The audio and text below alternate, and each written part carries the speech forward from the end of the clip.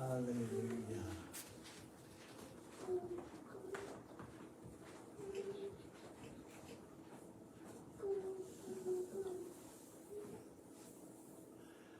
Bonjour tout le monde.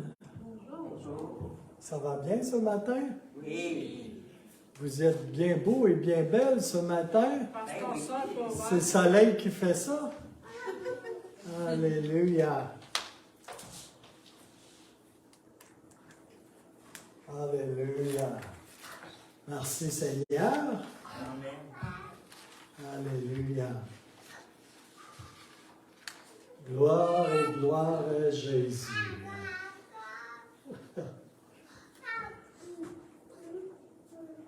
Oh, alléluia. Merci Seigneur. Alors,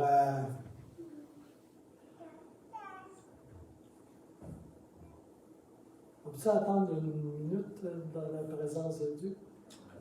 Juste un instant.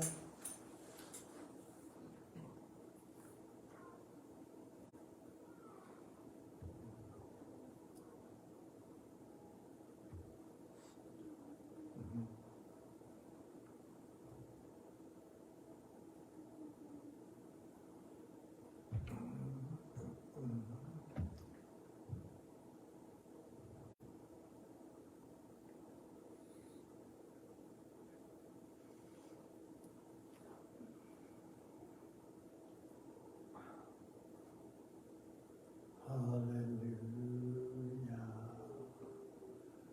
Glory, glory, glory. Alléluia. Merci Seigneur. Alléluia.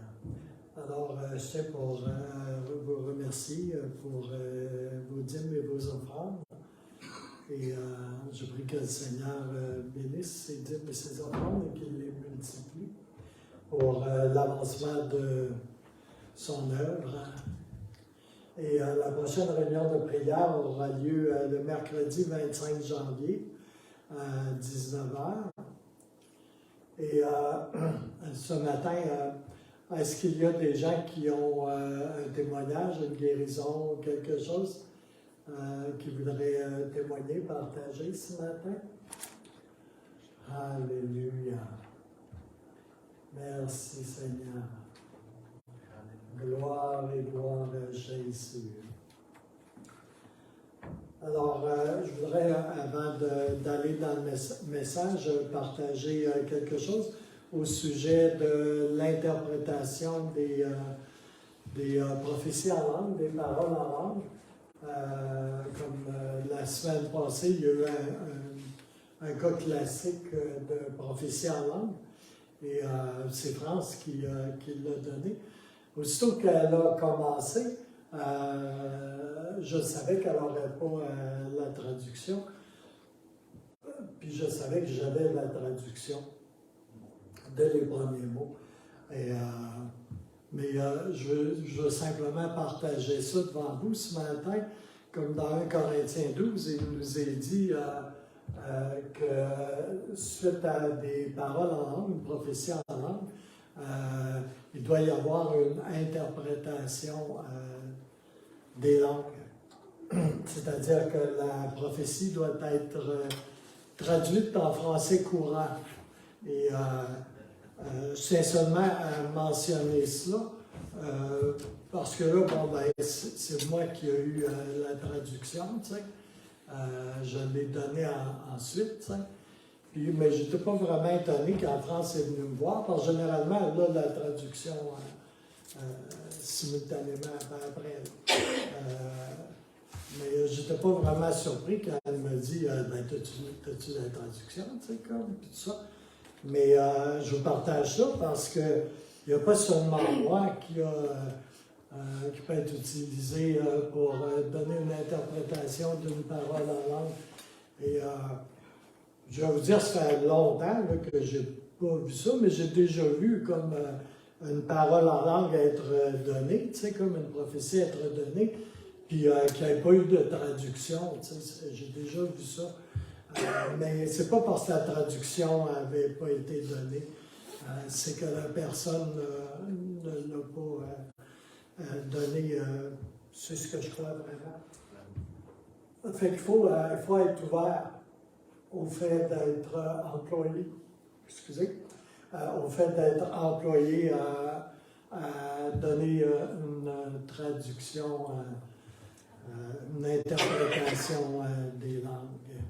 Amen? Alléluia. Merci Seigneur. Alors, ce matin, on va aller tout de suite dans le message. Là, j'ai des vagues de chaleur. Oh. Ça s'appelle l'andropause.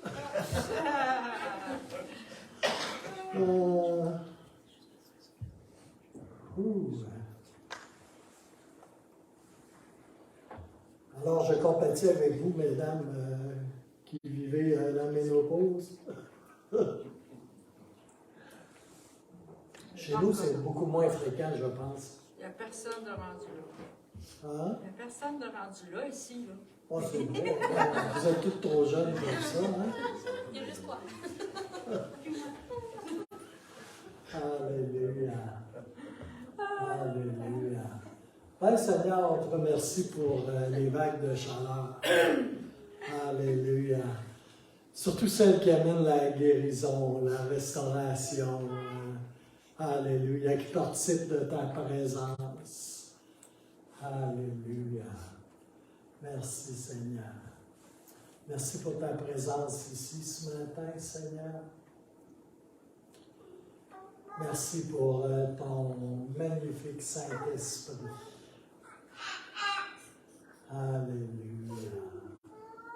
Merci, Papa Dieu. Alléluia. J'aime le Saint-Esprit.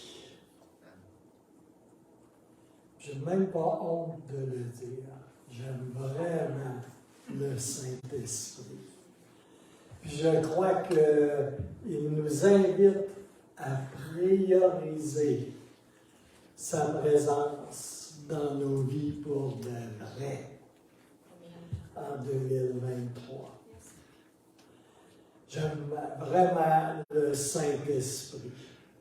Si je serais en Beauce, je dirais j'aime le Saint-Esprit.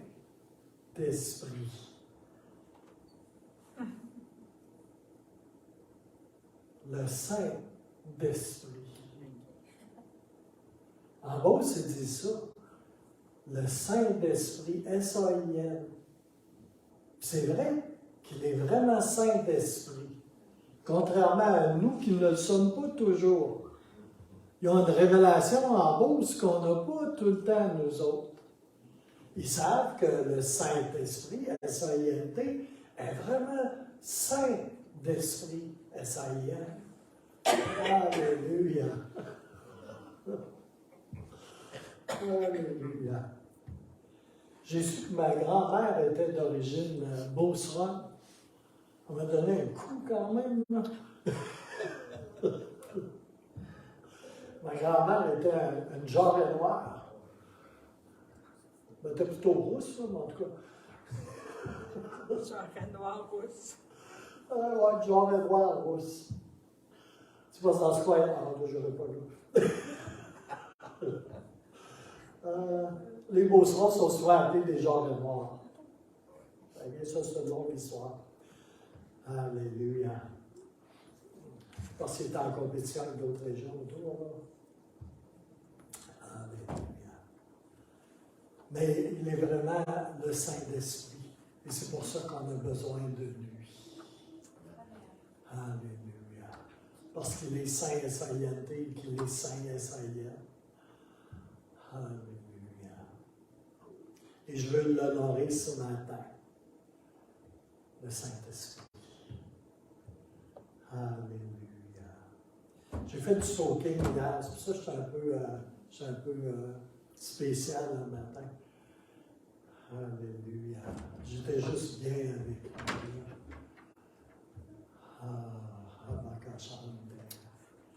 J'aime ça juste m'arrêter. puis prendre du temps dans sa présence. La bouche fermée, là, mais pas les oreilles bouchées, par exemple. Alléluia. Puis quand je fais ça, je ne fais pas ça sur un divan.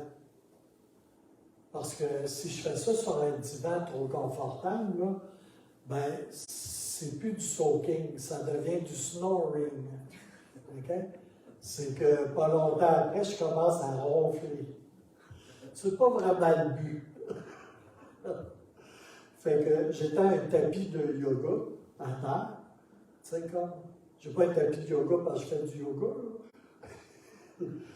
Mais puis ça permet juste d'être plus confortable, surtout sur un plancher de ciment, là, tu sais, c'est comme, là, ça coupe le froid, tu sais, comme, là. Puis, tu es juste assez confortable pour ne pas tomber endormi. Tu as des bonnes chances, en tout cas. Alléluia. Fait que ça te permet de juste te laisser remplir par le Saint-Esprit avec une musique d'adoration ou de présence de Dieu appropriée. Et là, tu te laisses tremper, tu te laisses mariner dans la présence de Dieu. Puis la présence de Dieu vient sur toi, puis elle prend de la densité, de la texture. Alléluia. Et ça fait du bien. Alléluia. Mais j'ai fait une erreur, j'ai arrêté la musique à un moment donné. Puis là, ça l'a augmenté encore plus. Je ne peux pas faire ça. Alléluia. Merci Seigneur. Ce sont des temps à chérir. Seigneur aime ça quand on arrête de parler 2 minutes. Puis qu'on est juste là, puis qu'on est bien dans sa présence. Alléluia. Merci Seigneur. Je veux vous dire aussi ce matin que le Seigneur met des armes entre nos mains. Et vous savez, on connaît les armes d'Éphésiens, parce qu'on s'est fait enseigner là, 52 fois là, minimum. Mais il y a d'autres armes qui nous sont pourvues par le Saint-Esprit. Et puis, une d'entre elles, c'est la paix de Dieu. La paix de Dieu est une arme extraordinaire. Et quand on s'arrête devant le Seigneur, là, on sent la paix de Dieu nous envahir. Et c'est une arme puissante, extraordinaire. Et le Seigneur met ses armes en nous. Puis il y a la paix de Dieu parmi elles, mais il y a aussi la sagesse. La sagesse communiquée par le Seigneur, par sa parole, dans sa présence. Quand on est en communion avec lui, il nous communique de sa sagesse. Et vous savez, peut-être que vous êtes comme moi. Moi, avant de dire au Seigneur, je suis un étudiant en philosophie, en lettres, par beaucoup de choses, en histoire beaucoup. Puis, quand je suis venu au Seigneur, j'ai tout considéré ça comme, tu sais, pas grand-chose. Puis, je restais avec un préjugé sur la pseudo-sagesse, tu sais, comme là, celle qui sort de la bouche des êtres humains la plupart du temps, tu sais. Je restais avec des sérieux préjugés face à ça, tu sais. Puis, mais c'est pas tellement bon non plus, tu sais, comme. Puis, fait que, il y a quelquefois, là, on peut penser que, ben, qu'on n'a pas de sagesse, ou peu de sagesse, ou comme moi, penser que beaucoup de cette sagesse-là est purement terrestre, tu sais, et dans son essence, comme diraient les apôtres, tu sais, démoniaque, Thérèse et Charmel, à l'os. Mais ce qui fait on peut être sceptique au fait qu'on a une sagesse donnée de Dieu. Puis aussi, vu que c'est une sagesse donnée de Dieu, bien, quelquefois, elle nous dépasse un peu. Elle n'est pas tout à fait selon nos standards. Et puis, on est quelquefois un peu sceptique. Mais le Seigneur, quand vous êtes né de nouveau, a commencé à vous prodiguer une sagesse qui vient d'en haut. Et il faut le recevoir, ça, en quelque part. Qu'est-ce que je suis en train de vous dire? Vous êtes plus sage que vous pensez. Je suis sérieux. Et c'est une arme que le Seigneur nous donne. Alléluia. Alors, parmi les armes que le Seigneur met entre nos mains, il nous a donné la sagesse, il nous a donné la connaissance, il nous donne également de la révélation. Et la révélation n'est pas l'apanage de gens super spirituels. C'est comme des fois on pense ça. Alléluia. Mais le Seigneur nous donne à chacun de la révélation. Alléluia. Une connaissance qui vient du Saint-Esprit. Et il veut qu'on applique cette sagesse qu'il nous a donnée pour commencer à marcher intentionnellement et délibérément avec lui à chaque jour. Et quelquefois, ça passe en se disciplinant soi-même. Alléluia. Et ça, c'est un autre mot avec lequel j'ai un peu de misère. Il y en a qui ont moins de misère avec ça que moi. Comme mon épouse France, elle a moins de misère que moi avec ce mot-là. Alléluia. Pourtant, le Seigneur me conduit à me discipliner également. Alléluia. Alléluia. Et une des disciplines qu'il veut que j'effectue, que je fasse, avec laquelle il veut que je sois intentionnel, c'est celle de le remercier. Et j'en ai parlé à quelques reprises. Mais il faut commencer à remercier le Seigneur. Alléluia. En utilisant chacune des opportunités qu'il nous donne. Alléluia. Alléluia. Il faut commencer en quelque part. Alléluia. Et souvent, ça commence avec les petites choses. Alléluia. Une des bonnes places pour commencer aussi, c'est de remercier le Seigneur que ce n'est plus moi qui vis. C'est Christ en moi qui vit. Merci Seigneur. Alléluia. Ce matin, je viens, Père, et je viens pour t'honorer. Tu es mon Dieu. Et je confesse ce matin que je ne suis pas le Seigneur de ma vie. Et que ce n'est pas non plus mon gros ego de bébé babouneux qui siège sur le trône de mon cœur. À chaque fois qu'il a l'occasion et qui règne en moi. Mais c'est toi. Oui, c'est toi qui es le Seigneur de ma vie. Et j'ai plaisir à confesser ici ce matin que tes voies ne sont pas les miennes, de facto. Tes voies sont bien, bien meilleures que mes voies. Tes voies sont bien au-dessus de mes voies. Tout ce que tu me demandes, Seigneur, tout ce que tu me demandes de faire est pour mon bien, oui, mon bien, et pour l'avancement du royaume de Dieu. Alléluia. Seigneur, je t'aime.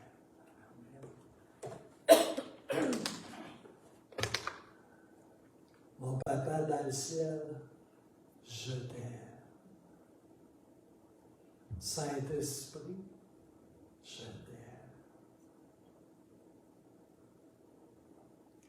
Je te loue de ce que nous sommes un ensemble. Que ma vie t'appartient.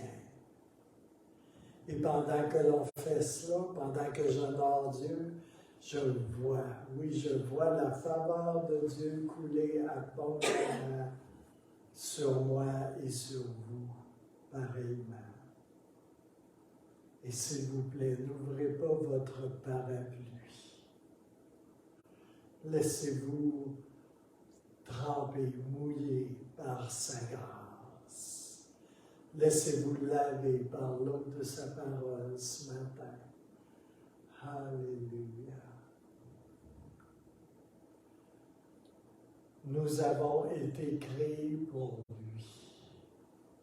Il y en a qui se demandent, mais pourquoi j'ai été créé? Pourquoi j'ai été mis sur la terre?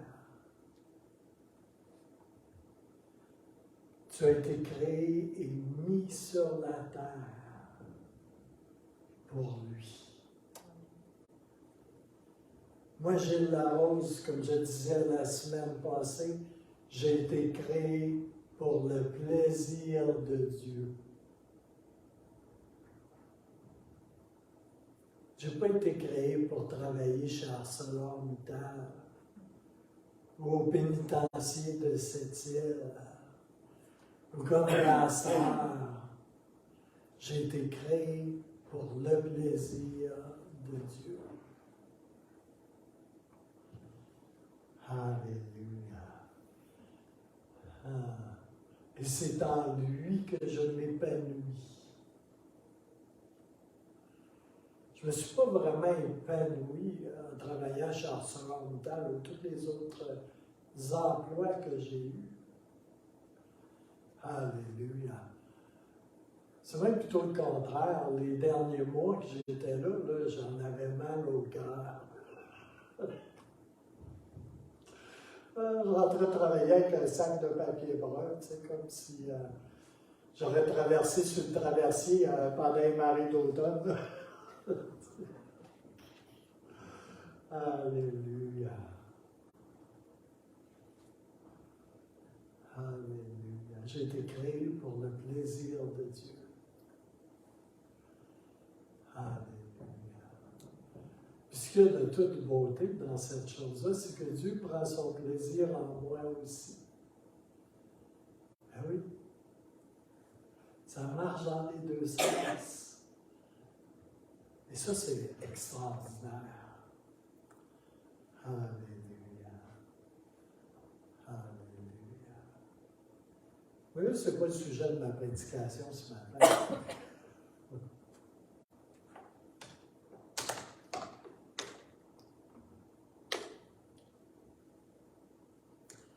Je vais finalement arriver à mon 7e point du message que j'ai commencé il y a 2 semaines.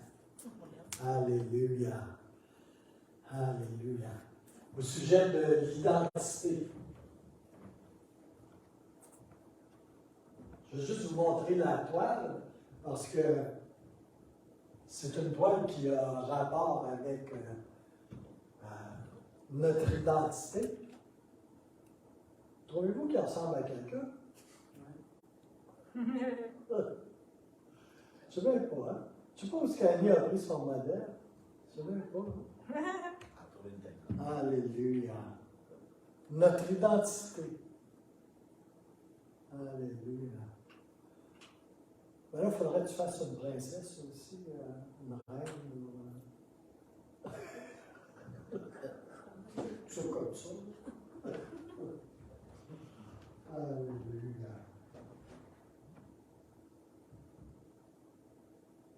Merci Seigneur pour les talents, l'inspiration, la créativité que tu donnes à tes enfants, Seigneur. Alléluia. Pensez-vous qu'il y a une parole de sagesse là-dedans? Qu'il y a une parole de révélation là-dedans? Qu'il y a une intelligence des choses d'en haut? Moi, je pense que oui. Dieu donne ces choses, communique ces choses. Alléluia. Alors, on va parler un petit peu de l'identité. Je vais commencer par une petite histoire. Il y a une petite fille, là, toute petite, une jeune fille, vraiment jeune, qui va voir sa mère, et elle lui dit « Maman! » Ça, c'est ma voix de petite fille. Maman, je suis vraiment confuse. Elle avait du vocabulaire, la petite fille. Parce que vois-tu, maman, tu m'as dit que nous avions été faites à l'image de Dieu. Et papa, lui, il m'a dit qu'on descendait du singe. Alors, maman répond à sa fille, elle dit, vois-tu, ma fille, je te parlais seulement de notre côté de la famille.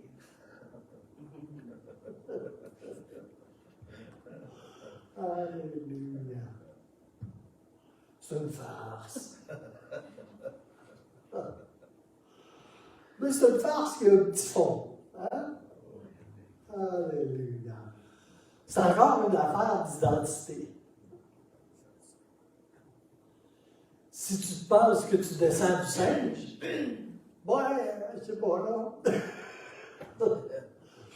Moi, dans le temps, j'étais très philosophe, là. Moi, je soutenais l'argument inverse. Okay? C'est pour ça que j'avais beaucoup de troubles quand j'allais au cégep. Puis, je disais qu'on s'en allait tous vers le singe. T'sais, pas qu'on descendait du singe. Fait que ça créait des petits problèmes avec les profs de philo. En tout cas. Une portion des Écritures, je l'ai dans 3 traductions différentes pour que ça puisse descendre bien comme il faut en nous.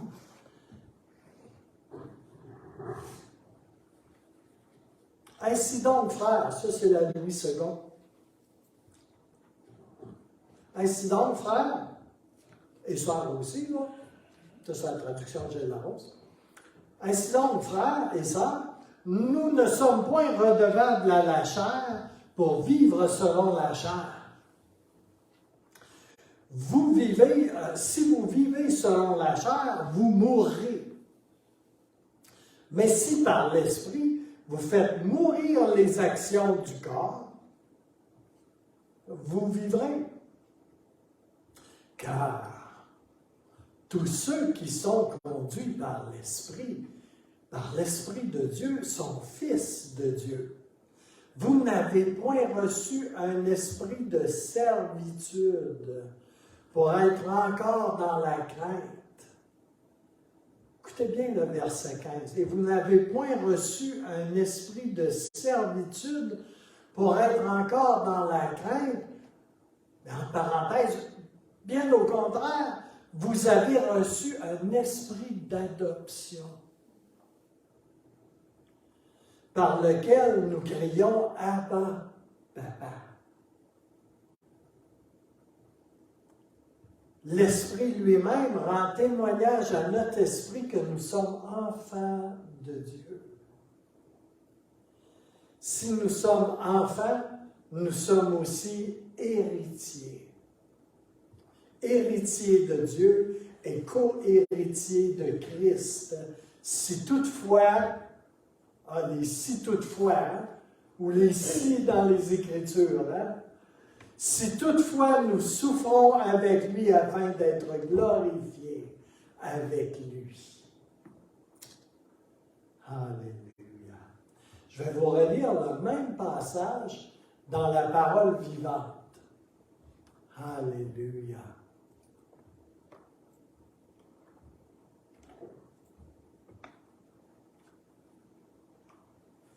Il a un peu de couleur dans la parole vivante, ce passage. Voilà pourquoi, chers frères, en parenthèse et sœurs, nous ne sommes plus tributaires de nos instincts. Ah. Si nous avons des obligations, ce n'est plus envers l'homme livré à lui-même. Nous ne sommes plus obligés d'accomplir ce qu'il exige de nous. Verset 13. Si vous continuez à suivre ses impulsions et à le laisser régner en vous, vous marchez vers la mort. Vivre dans la chair, c'est ça. Plus clair que ça, on pourrait dire, vivre selon votre ego. Oh! Alléluia! Vivre selon votre ego avec ses appétits. Je reviens au texte. Par contre, si par la puissance du Saint-Esprit, vous livrez à la mort les actes mauvais que vous accomplissez dans votre corps charnel, vous vivrez réellement. Et ça s'appelle marcher selon l'Esprit. Il y en a encore qui pensent marcher dans leur chair selon l'Esprit. OK? Oh! Car ceux qui se laissent diriger par l'Esprit de Dieu sont fils de Dieu. En effet, vous n'avez pas reçu un esprit servile. L'esprit qui vous a été donné ne vous transforme pas en esclave. Ça, c'est important.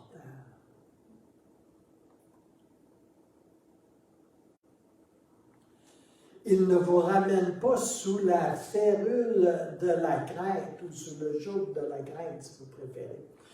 Il vous a introduit de plein droit dans la famille de Dieu. Oh. Il a fait de vous les fils adoptifs de Dieu, ce qui vous permet, ou en parenthèse, vous donne le droit de l'appeler Père, mon très cher Père. C'est encore l'Esprit Saint, verset 16, qui atteste à notre esprit, oui, tu es un enfant de Dieu. Alléluia.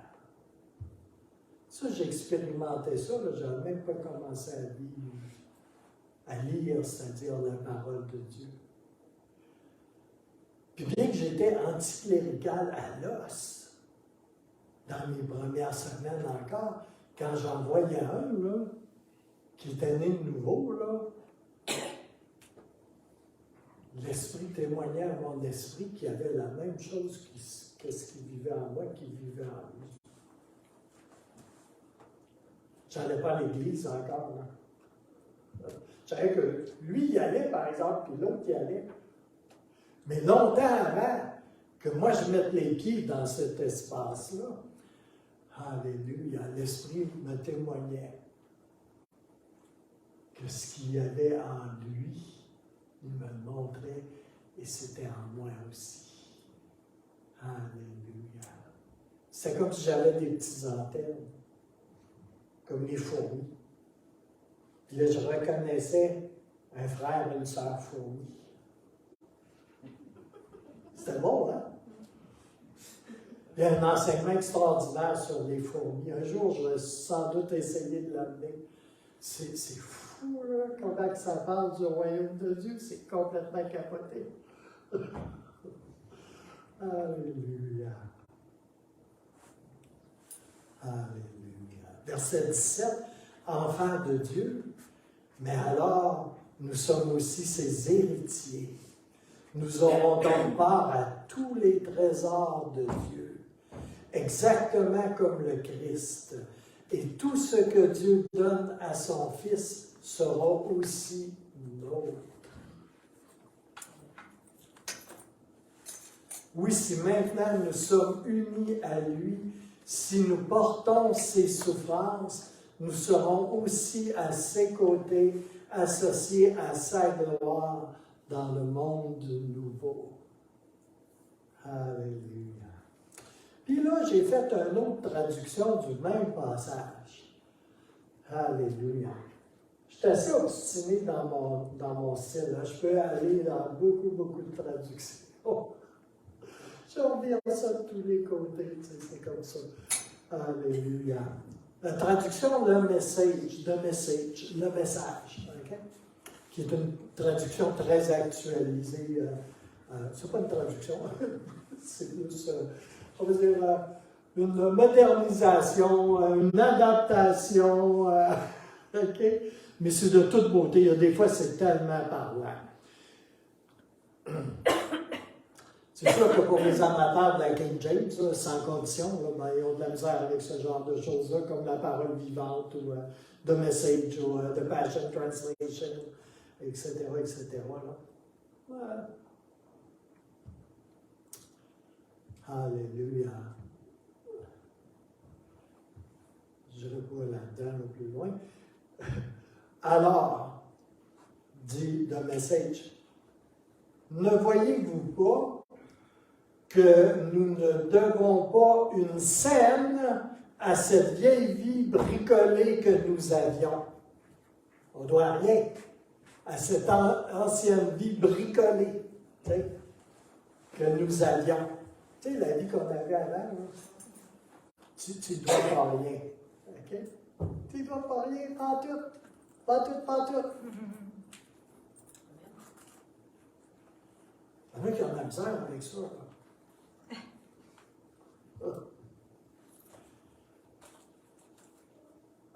Je reste là. Il n'y a rien là-dedans pour nous. Ta vie d'avant.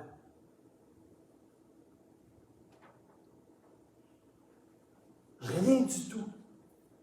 La meilleure chose à faire est de lui offrir un enterrement décent. Oh, je l'aime, ça.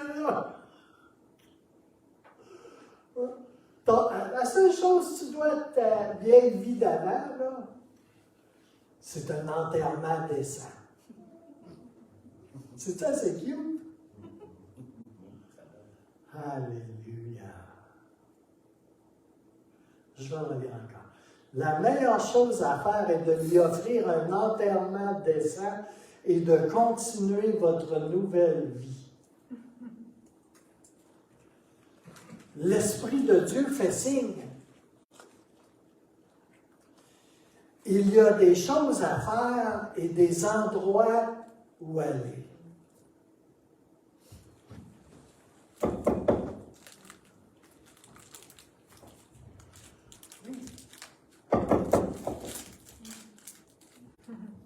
A-t-il quelqu'un à la maison? Alléluia. Versets 15 à 17, cette vie de résurrection. Okay? On a reçu une vie de résurrection. Okay? Ce n'est pas un plan de rénovation. L'enterrement, il est fait, puis il est bien fait. Okay? Cette vie de résurrection que vous avez reçue de Dieu n'est pas une vie timide et une vie de maintenance et de deuil auprès de votre tombe. Tu n'es même pas obligé d'aller la fleurir à tous les printemps. Tu comprends-tu?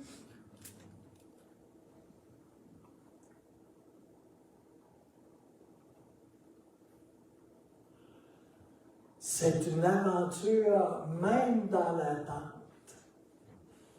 Saluant Dieu avec un enfantin.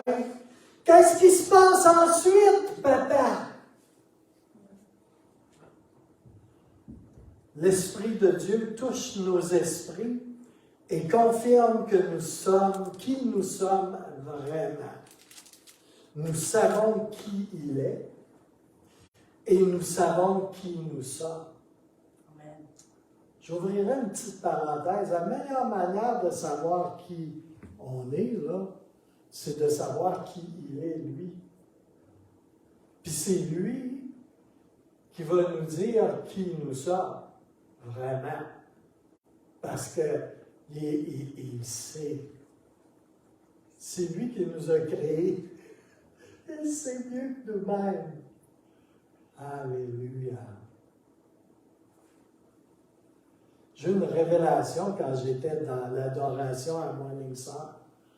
Il y avait un merveilleux chant que je ne me rappelle plus le titre, mais dans les paroles du chant, là, ça parlait de notre reflet dans la pupille de Dieu.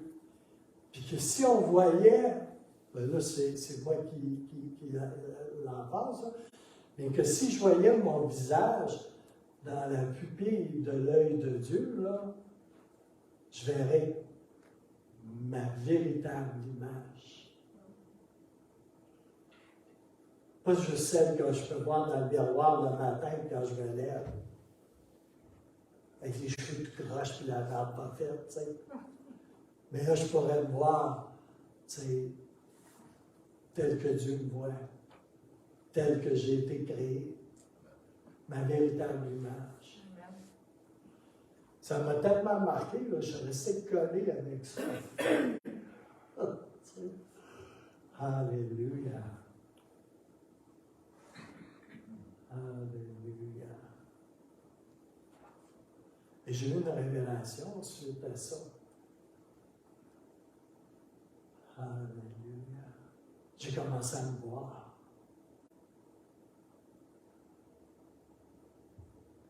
Dans les yeux de Dieu. Alléluia.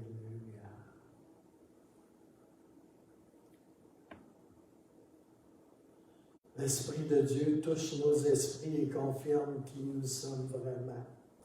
Nous savons qui il est et nous savons qui nous sommes. Papa et enfant. Et nous savons que nous allons obtenir ce qui nous revient. Parce que c'est papa.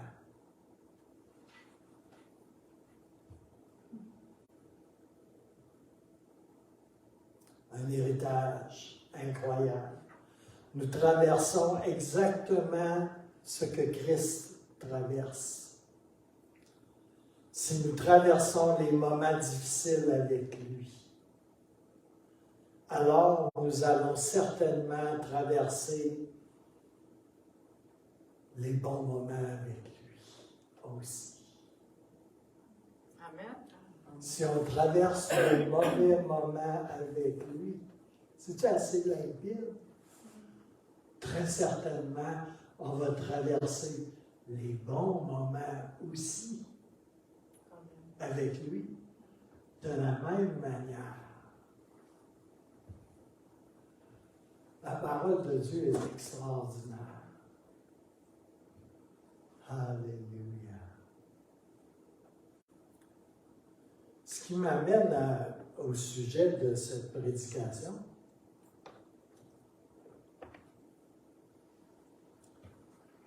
je constate qu'on a même, après des années de marche, des années dans le Seigneur, on a encore souvent des problèmes d'identité. On continue, à maintes occasions, à se comporter encore comme des orphelins. Ah oui, il reste un petit orphelin en quelque part. Tu sais, il serait supposé d'être enterré, là, lui, là. Il est supposé être dans sa tombe. Mais, on dirait que quelquefois, juste quelquefois, on va dire, qu'on reste collé avec un esprit d'orphelin, alors qu'on est des enfants de Dieu. Puis en quelque part, on le sait, ça.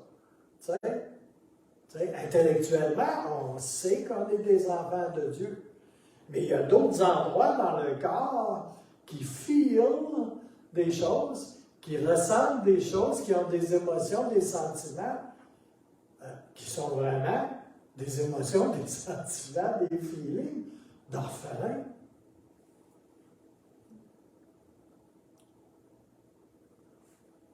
Alléluia. Pourtant, on est né nouveau, on est membre de la famille de Dieu. Alléluia. Tu sais, pour les gens dans le monde, c'est normal de se comporter comme des orphelins. Mais tu sais, à nous qui sommes nés de nouveau, tu sais, on serait supposé de se détacher de plus en plus de cet esprit d'orphelin. Tu sais? Alléluia. Il y aurait beaucoup de choses à dire là-dessus. Mais c'est comme une mentalité.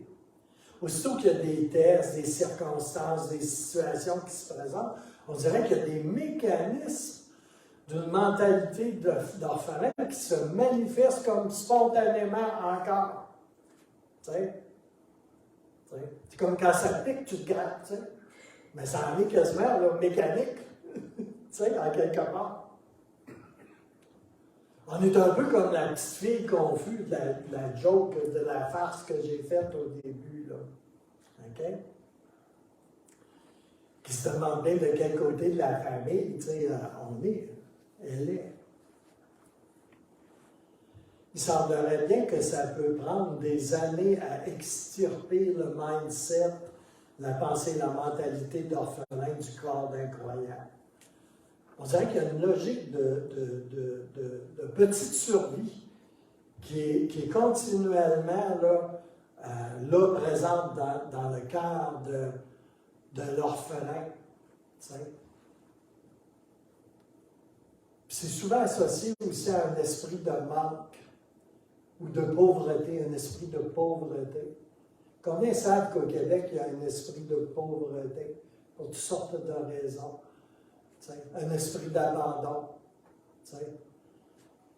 Avec une centaine de pasteurs venus de France, durant Watchman for the Nation, Sentinelle pour les Nations, on a fait de la réconciliation avec les pasteurs français. T'sais. On était à Québec, puis ils sont arrivés dans un bateau, comme là.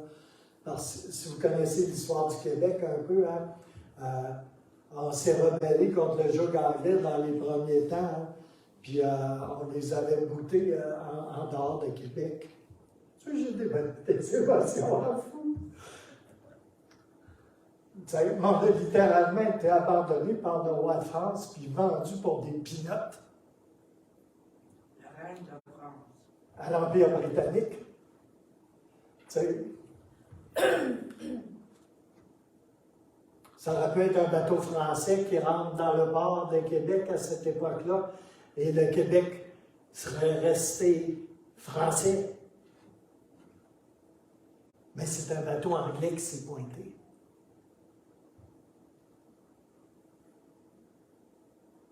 Et depuis ce jour-là, on a été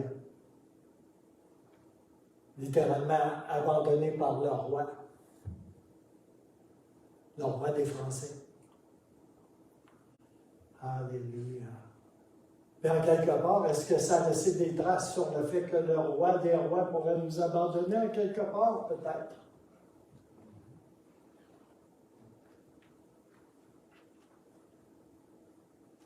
Mais le Québec a continué, la Nouvelle-France, le Québec a continué son chemin,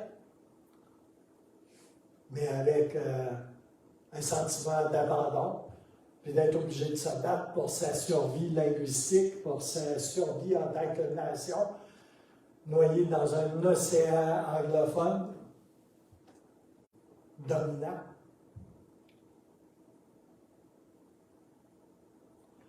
Puis là, quand le bateau de passeur français est arrivé, c'était chargé d'émotions. braillaient comme des veaux, tu sais.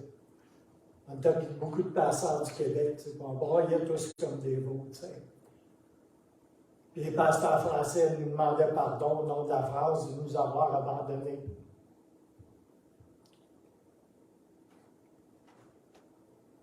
J'ai fini par leur pardonner quand chacun de ces pasteurs français-là sortit une bouteille de vin pour qu'on puisse prendre la Sainte Seine. Puis il était temps que je commence à arrêter de prendre la Sainte Seine. Alléluia. Mais c'était extrêmement émouvant. Puis Dieu a fait une œuvre de guérison spirituellement, et puis dans nos cœurs. On les a pardonnés, on les a relâchés. C'était un ministère de réconciliation qui était en œuvre. Alléluia. Mais c'est pour dire qu'il y a toujours eu un esprit de pauvreté et d'abandon au Québec, un esprit de lutte pour préserver notre identité culturelle, linguistique, qui nous sommes. C'est là, c'est dans notre ADN naturel.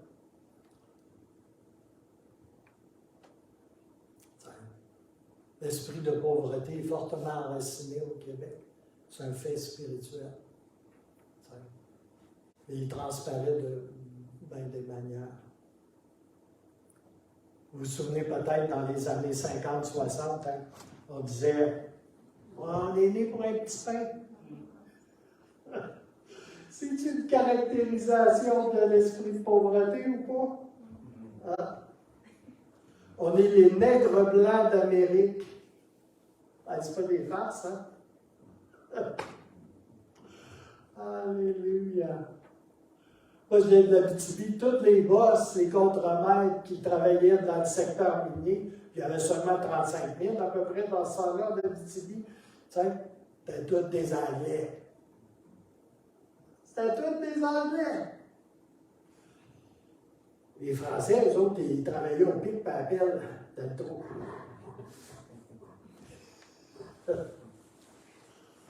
Alléluia.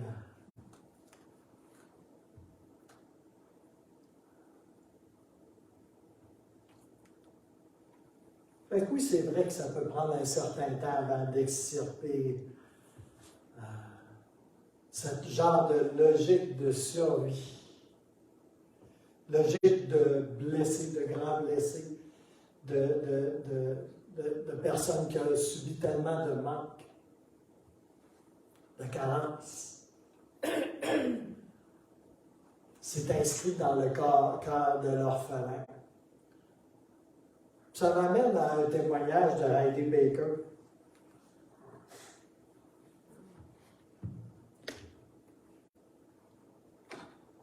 Je vais essayer de le faire très brièvement, parce que je fais des digressions au message. Heidi Baker, elle avait eu un ministère civil en Thaïlande, où pendant des années, ils se sont acharnés, tu sais, comme à essayer de construire des églises, gagner des âmes à Christ, puis il était parti pour mourir, là, mourir de faim, tu sais, comme là. Il y avait un petit bol de riz gros comme ça, puis une banane par jour pour sustenter à leurs besoins, rien d'autre. OK? Fait que leurs amis essayaient de les faire sortir de là avant qu'ils meurent littéralement. Alléluia. Ça, c'était pas quand ils ne donnaient pas la banane, tu sais, comme quelqu'un qui pensait qu'il avait plus de besoin qu'eux. Alléluia. Puis elle a eu une parole de s'en aller au Mozambique, que Dieu lui donnerait le Mozambique. Le Mozambique, c'était un des pays les plus pauvres de la planète.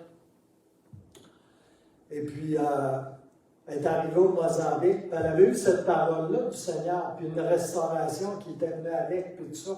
Mais ils sont arrivés au Mozambique, puis là, ils ont commencé à expérimenter à peu près la même chose qu'ils avaient expérimenté en Thaïlande. Tu sais, c'est comme ça ne marchait pas. Pourtant, ils avaient la parole prophétique du Seigneur, tu sais, qui leur avait été donnée. Puis, Ça n'a pas fonctionné pendant quelques mois, jusqu'à temps qu'Heidi Baker commence à avoir à cœur d'aller voir les enfants dans les dépotoirs. Okay? Il y avait un gigantesque dépotoir, puis les enfants étaient là, puis cherchaient à glaner des petites affaires dans les dépotoirs. C'était des enfants abandonnés, des enfants très jeunes, très faibles, souvent malades, qui essayaient de survivre dans les dépotoirs. Okay?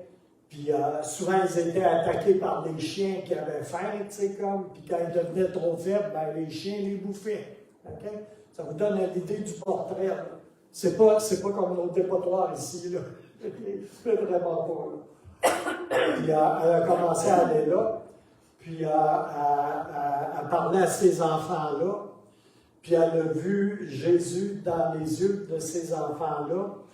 Puis le Seigneur a commencé à bénir ce qu'elle faisait, puis elle a commencé à sortir de ses enfants des dépotoirs. C'est là que l'œuvre a parti. Aujourd'hui, il y a des dizaines de milliers d'églises de Iris Ministry, qui est le ministère d'Heidi Baker en Mozambique. Okay? C'est des dizaines de milliers d'églises. Puis c'est pas plus facile aujourd'hui que ça l'était au début non plus, parce que maintenant, il y a des combattants de l'État islamique qui sont là, puis ils continuent à avoir des famines, puis des épidémies épouvantables. En plus d'avoir les fous de l'État islamique qui tuent les familles des pasteurs, qui tuent les pasteurs à tour de bord, puis les gens fuient devant eux autres pour essayer de sauver leur vie, t'sais. Puis ils fuient vers Pemba, vers la base d'Heidi Baker au Mozambique, t'sais. Puis ça arrive là, par milliers, comme là. En tout cas, c'est pour dire que les situations, c'est jamais facile au Mozambique. Même ça, le ministère est comme tellement glorieux, tu sais, multiplication de miracles, guérison, tout ce que tu veux, tu sais. Puis des âmes qui viennent au Seigneur, des enfants qui ressuscitent des morts, etc., etc. Tu sais. Mais elle sortait, ça a commencé, elle sortait ces enfants-là des dépotoirs. Et puis, elle les amenait chez eux. À cette époque-là, Pemba n'était pas une base missionnaire aussi développée, là, mais elle les amenait chez eux dans la maison où est-ce qu'elle demeurait. Okay? Puis là, elle raconte quelque chose de particulier, puis qui me fait beaucoup penser à ce que je veux partager ce matin. Les enfants, elle les assisait à table avec elle, okay? Puis Roland, puis sa famille. Puis là, ben, elle leur donnait à manger, tu sais. Mais ces enfants-là, ils n'avaient jamais connu ça, là. Ils n'avaient jamais connu ça, là. Ils ne savaient pas que tu t'assois, puis quelqu'un te donne à manger. Ils n'avaient jamais connu ça, eux autres, là. Tu sais? Il fallait qu'ils se battent pour te ramasser des affaires dans le dépotoir, tu sais, comme là. Tu sais? Puis là, ils étaient servis. Puis là, elle arrivait, là, puis elle leur donnait une canette de Coca-Cola. Puis du poulet rôti ou des affaires comme ça, là, tu sais. Tu sais, comme. Mais les semaines passaient, tu sais. Puis, tu sais, comme les enfants, là, quand il y avait la chance, ben, ils se mettaient une canette de coke dans les poches, tu sais, comme, puis, tu sais, une cuisse de poulet, tu sais. Tu sais, parce que pour eux autres, là, tantôt, il n'y en aurait pas d'autres. Hein? Tu sais. Puis là, elle essayait de leur faire comprendre, elle les prenait par la main, elle les amenait dans la cuisine, tu sais. Puis là, elle ouvrait, il y a des gros frigidaires, parce que c'est une base missionnaire quand même, elle ouvrait les frigidaires, puis là, elle disait, regarde, là, c'est plein de canettes de Coca-Cola. Si tu as soif, là, n'importe quand dans la journée, là, tu peux aller prendre une canette de Coca-Cola dans le frigidaire. OK? Là, les enfants là, étaient incapables de vraiment saisir ça, là, que là, ils étaient à la maison, quoi. Puis qu'ils pouvaient faire ça, aller chercher un coke dans le frigidaire. OK? Ça leur rentrait pas dans la tête. À cause de toute leur passé, à cause de tout leur vécu. Puis là, elle raconte, elle dit, ça prenait des semaines, des fois des mois, avant qu'un enfant réalise là, Ben, il y aurait à manger à tous les jours, là. Il y avait juste à s'asseoir à la table, là, puis il y aurait de quoi à manger. Puis il y aurait une canette de coke. Puis il pourrait même aller s'en chercher une dans le frigidaire. Ça prenait des mois avant que ça arrive. Savez-vous à ce que ça me parle? L'esprit d'orphelin.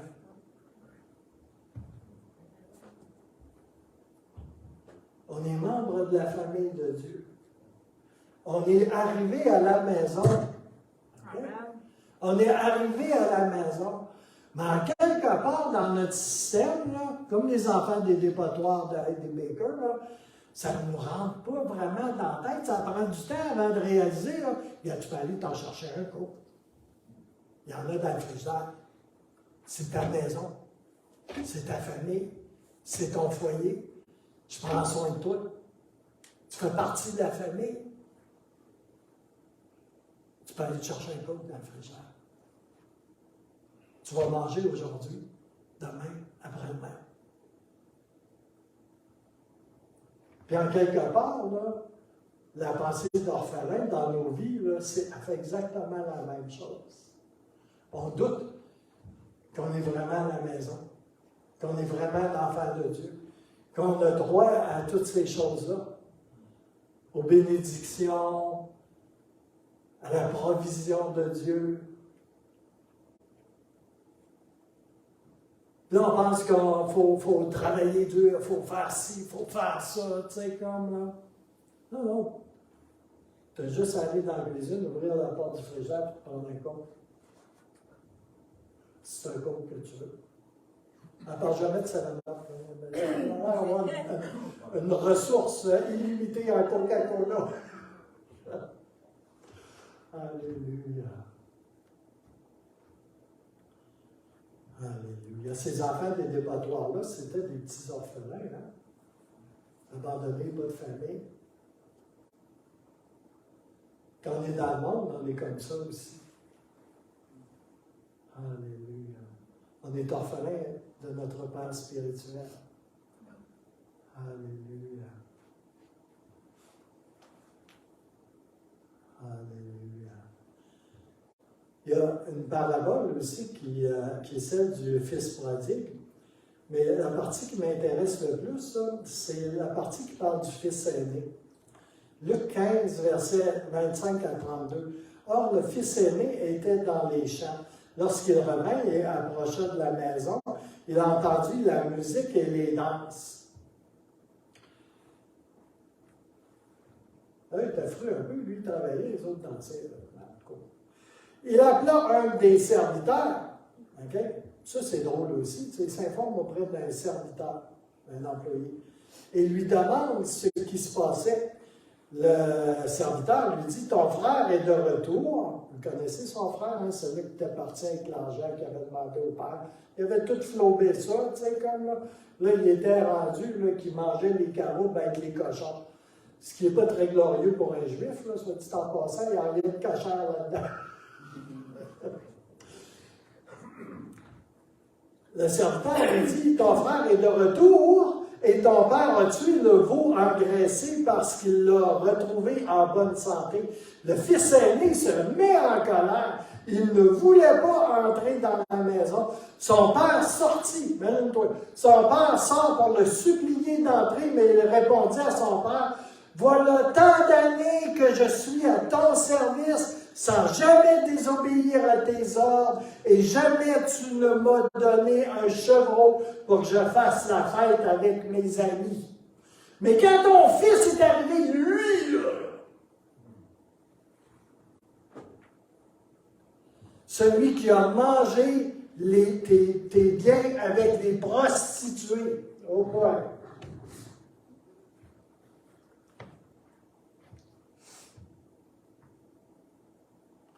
Pour lui,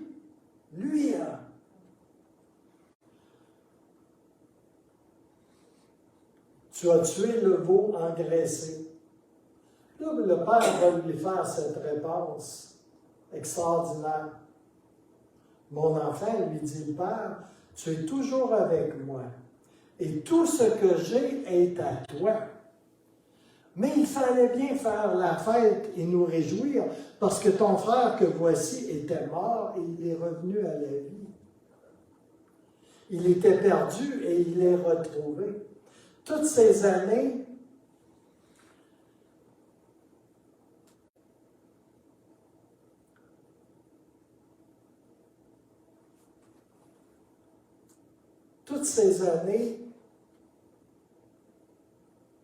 ouais, il était mort et perdu.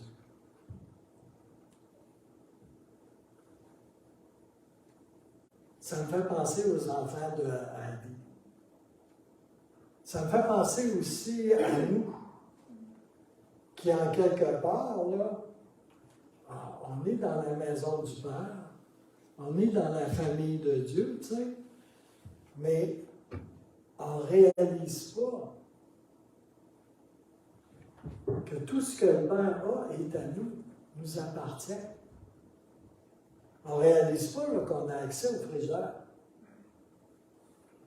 qu'on a accès à la nourriture, qu'on a accès à tout ce qui est au Père. On est un peu comme le fils aîné. On ne connaît pas vraiment notre Père, on dirait. Tu sais, comme on le connaît dans le sens, c'est comme on travaille pour lui. On le sert. Tu sais. On est à son service. On est comme des employés. On est comme peut-être des esclaves. Tu sais. Ça, il y a plein des choses qu'on pourrait dire à ce sujet-là. Mais on se comporte comme des employés. On a une mentalité d'orphelin. Même si on est dans la famille de Dieu, on ne le connaît pas vraiment. C'est comme on a des rapports avec lui, mais on ne connaît pas son cœur. On dirait qu'on ne réalise pas son cœur.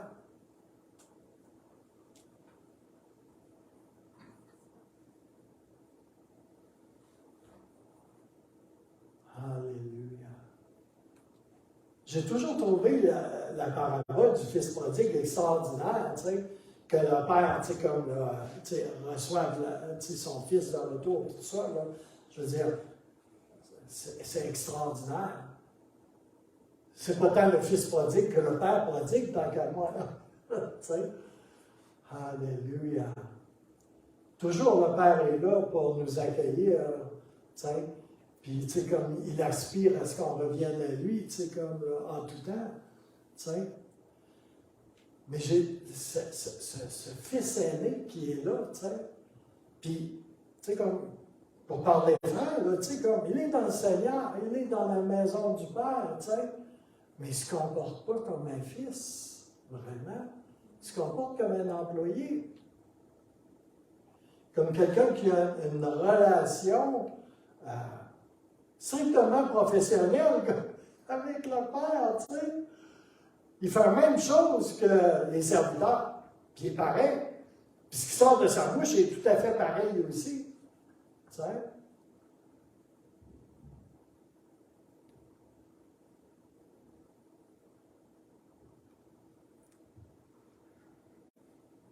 Puis il était là, tu sais, il a passé toute sa vie avec le Père, mais il a très peu d'intimité avec lui.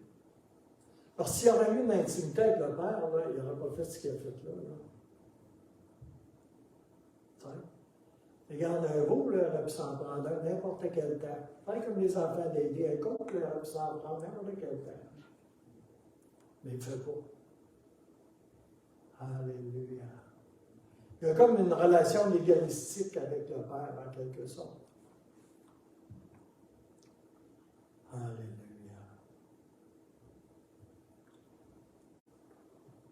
Puis quand je préparais ça, je pensais à, tu sais, je vais voir mon père de temps à autre à Valtor. Tu sais. Puis mon père, ben, j'ai toujours connu comme étant mon père. Tu sais, quand j'étais plus jeune, tu sais, puis tout ça. Ma relation à lui, c'est en relation avec mon père. Tu sais. Puis, tu sais, comme, je l'honore, tu sais, comme, puis tout ça, là, c'est correct. Mais depuis que ma mère est décédée, depuis que j'y vais de temps en temps, tu sais, comme, là, je découvre un homme que je ne connaissais pas tant que ça. Je découvre qu'il a eu une vie avant moi. Avant sa vie de père, là, il a eu une vie. Tu sais. Puis moi, j'ai toujours pensé que mon père et ma mère avaient été créés et mis sur la terre pour moi. Là. Sérieux? Je ne savais pas de chose. Non, mais tu sais, comme on m'enfonçonne là-dedans. Tu sais, comme on. Puis là, il me raconte des affaires de quand il était jeune. Comment il a connu ma mère, tu sais. Toutes des affaires que je ne sais pas, là. Que j'ai jamais su avant. Comment ça a été, tu sais, comme, il y a 90 ans, tu sais. Mais tu sais, j'ai comme. Je communique à un niveau avec lui que je n'avais jamais communiqué avant. Tu sais. Je découvre quelqu'un. Ça devient comme plus intime. C'est plus la relation de moi et mon père. Comme. Je ne sais pas dans quelle mesure vous pouvez le saisir, là, mais c'est comme. Je découvre un homme. Comme que je n'ai pas connu comme tel. Tu sais. Mon père il travaillait tout le temps. Tu sais. Mais c'était un sportif, tu sais, comme. Fait que tous les sports que je voulais faire, là, il s'investissait au bout de là-dedans. Tu sais, il m'amenait au hockey là, à 6 h le matin, là, tu sais, comme là, les dimanches matins, les samedis matins, tu sais. Baseball, hockey, puis tout ça, c'était comme, t'es toujours là pour ça. Tu sais. Mais en d'autres temps, là, il travaillait tout le temps. Tu sais. Avec travail. Tu sais. Ça, c'est une autre affaire, hein. Nous, au Québec, là, on a des pères, beaucoup, souvent, qui travaillent tout le temps. C'est comme la génération avant nous autres, ils travaillent tout le temps. T'sais. Fait que là, ils font des beaux cadeaux, là, tu sais, comme, là, c'est bien correct, là, parce qu'ils travaillent tout le temps. Pour compenser, tu sais. Mais tu sais, on ne les connaît pas tant que ça à cause de ça. Tu sais. Alléluia.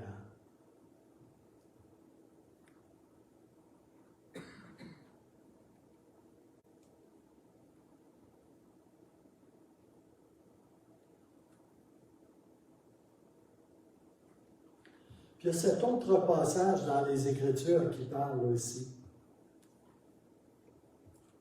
de deux fils. Il y a plusieurs places comme ça. Mais en Matthieu 21, chapitre 21, c'est-à-dire versets 28 à 32, le père vient à un de ses fils, puis il lui demande, « Mon fils, irais-tu travailler dans le champ? » Là, le fils répond tout de suite, tu sais, comme là, « Ah, spontanément, tu sais, ah, certainement, papa, absolument. » Puis, il va pas. Tu sais. Il dit, « Amen, tu sais, comme là, mais il va pas. » OK? Puis là, le père se tourne vers son deuxième fils, puis il lui demande, « Irais-tu m'aider en travaillant dans le champ? » Puis le fils lui répond immédiatement, « Ben non, ben ça ne me tente pas pantoute. Il n'en est pas question. » Tu sais? Fait qu'il lui donne une réponse négative à la demande d'aide de son père. Mais il arrive quelque chose. Un petit peu plus tard, là, il change d'avis. Il se sent pas bien avec ça, j'imagine. Puis il change d'avis. Puis il décide d'y aller dans le champ. OK? Puis il va. Puis Jésus va demander aux disciples, tu sais, avec lequel de ses fils le Père est-il le plus content? Lequel plaît au Père? Celui qui a répondu oui, un beau oui, là, tu sais, bien franc, là. Un beau amen, bien franc et bien fort, mais qui n'est jamais allé, qui ne s'est jamais bougé de bain. Ou celui qui lui a premièrement dit non, mais qui ensuite a changé d'avis et qui est allé et qui a fait ce que le Père lui demandait. Pour moi, cette parabole-là parle beaucoup au sujet de ce à quoi la vie avec Jésus-Christ devrait ressembler. Il ne s'agit pas juste de conformité.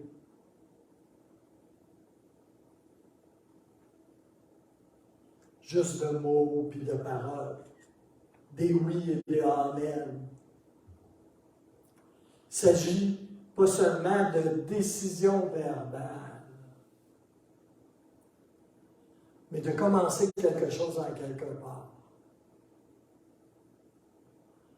Il s'agit en fait d'être conséquent et intentionnel, car quelque part, une obéissance est une pratique, et de marcher dans le Seigneur à partir de où nous sommes, avec ce que nous avons, et avec ce qu'on n'a pas aussi.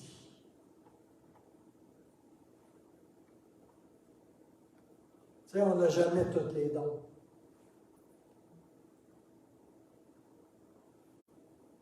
On n'a jamais tout ce que ça prend.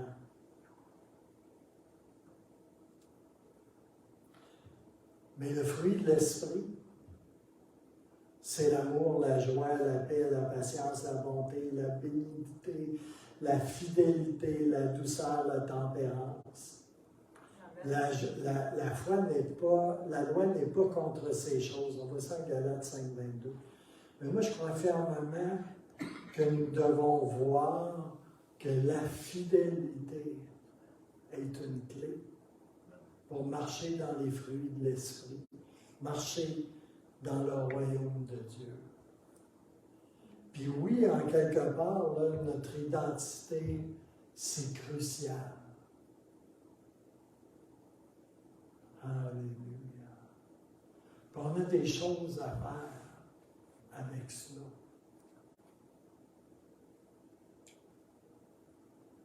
On a des choses à répondre au Seigneur.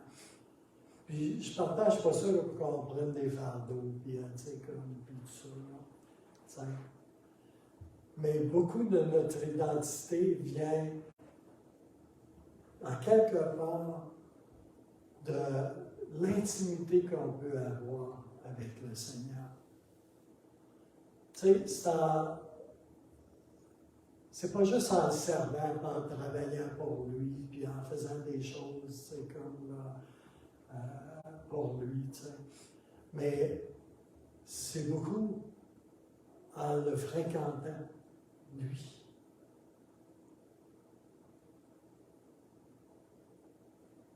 C'est en le fréquentant, en mettant du temps, à quelque part, peu importe la façon que vous le faites. Moi, samedi, je me suis couché à terre. Je n'ai pas fait d'effort, à part de décider, ben tu sais, c'est comme je me couche à terre. Là. Je mets une musique de sa présence, moi j'appelle ça de la musique de sauter, là. Puis j'arrête. Puis je prends de la présence avec lui. Hein?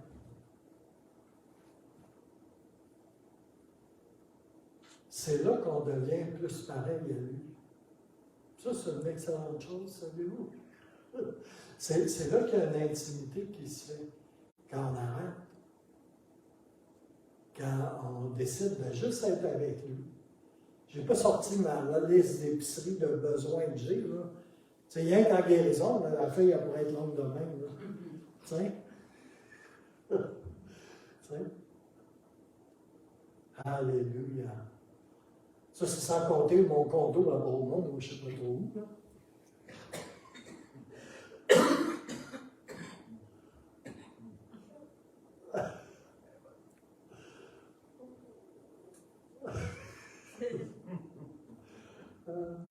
OK, on délite ce bout-là. Alléluia. Parce qu'en fait, je voudrais l'avoir un dépôt. Mais vous comprenez ce que je veux dire? Alléluia. Non, on a on a quelque chose de sérieux à faire.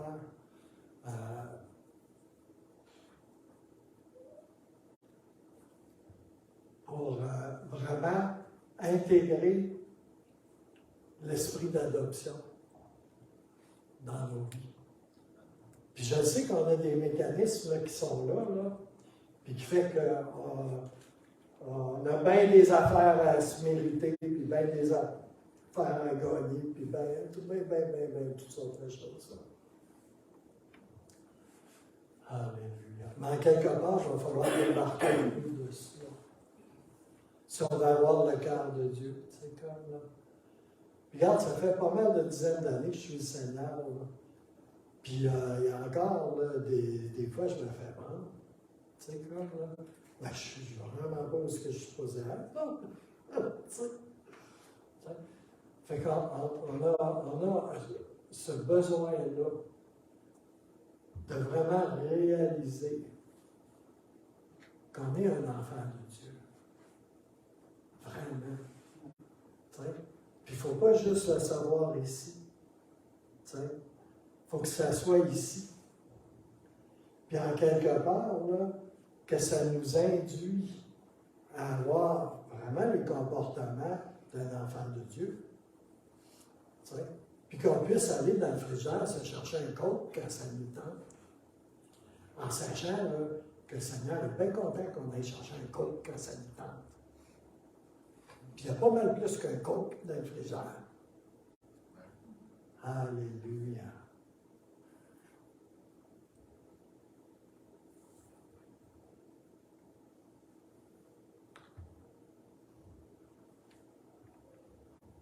Dieu voulant, je vais revenir sur le sujet. Parce qu'il y a des endroits, là, il y a besoin d'un ministère qui soit fait. Tu sais, je ne parle pas de faire de l'introspection à pu finir. C'est comme ça, là, à un moment donné, on n'en sort plus. Là, mais c'est vrai qu'il y a quelque part des endroits où est-ce qu'on a besoin de guérison.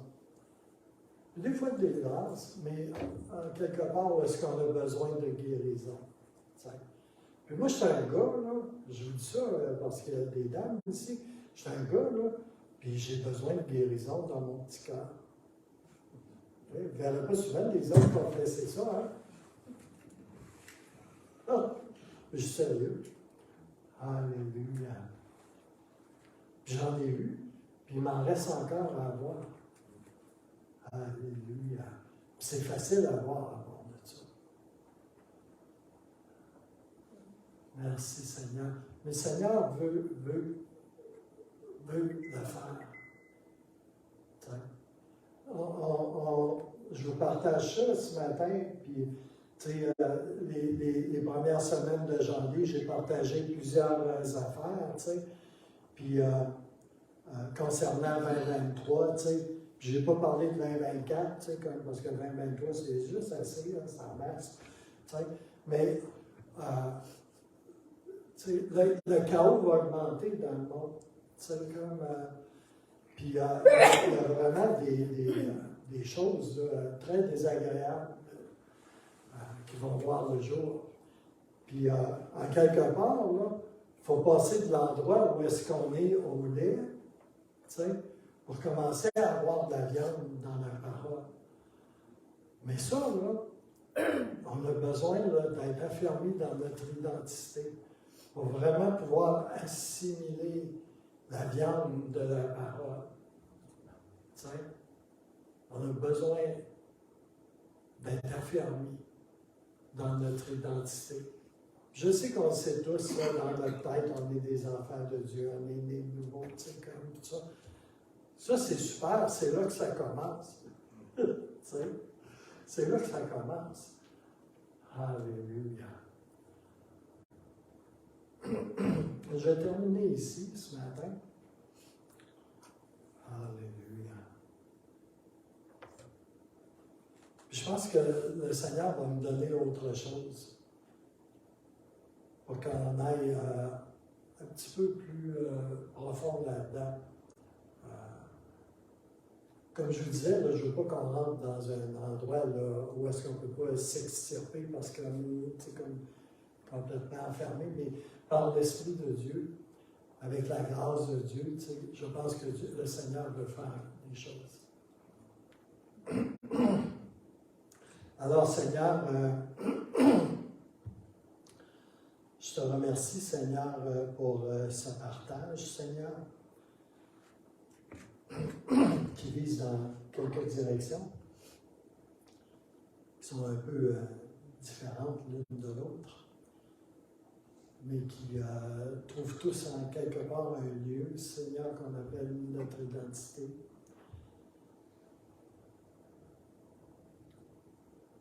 Et qui procède de l'esprit d'adoption que tu as placé en nous, Seigneur.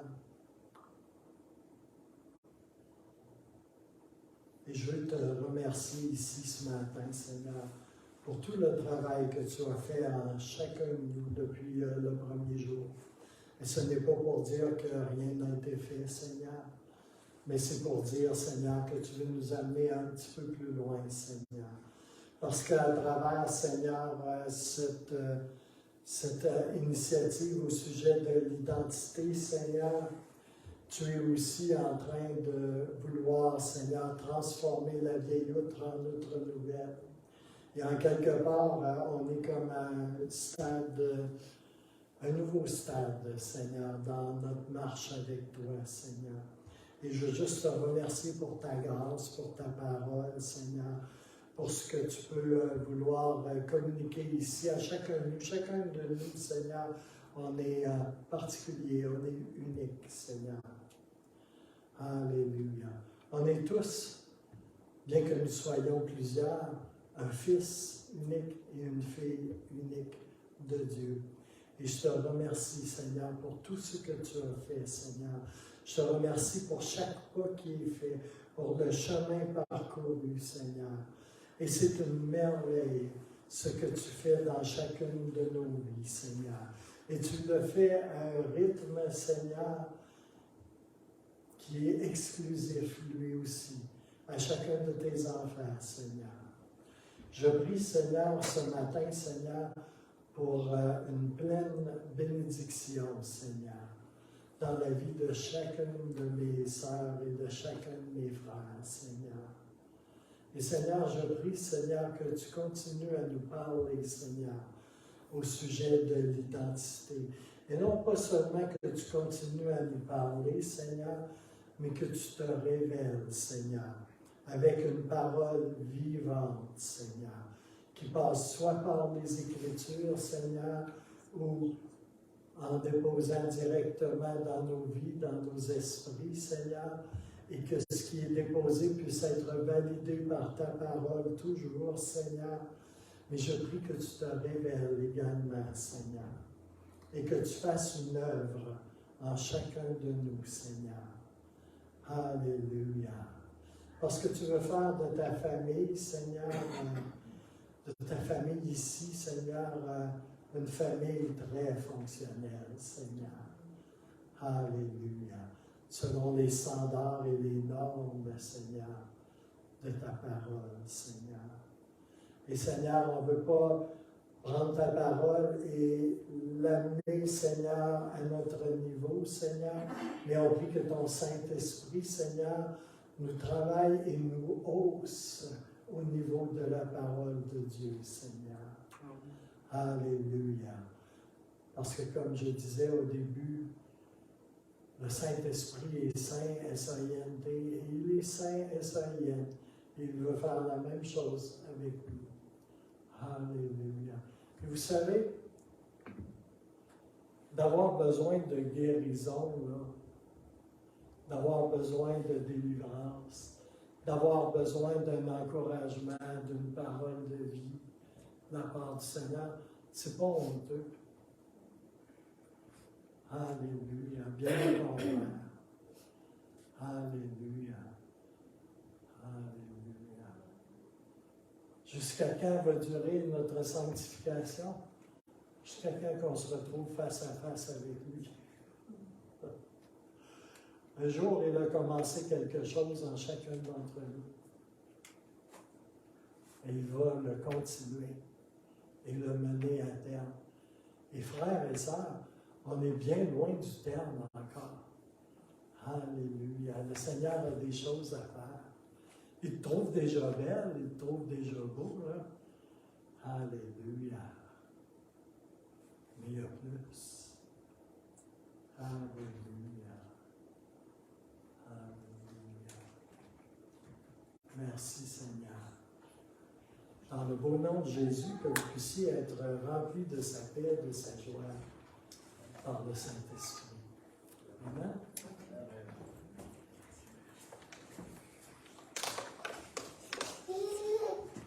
Yeah! Ah.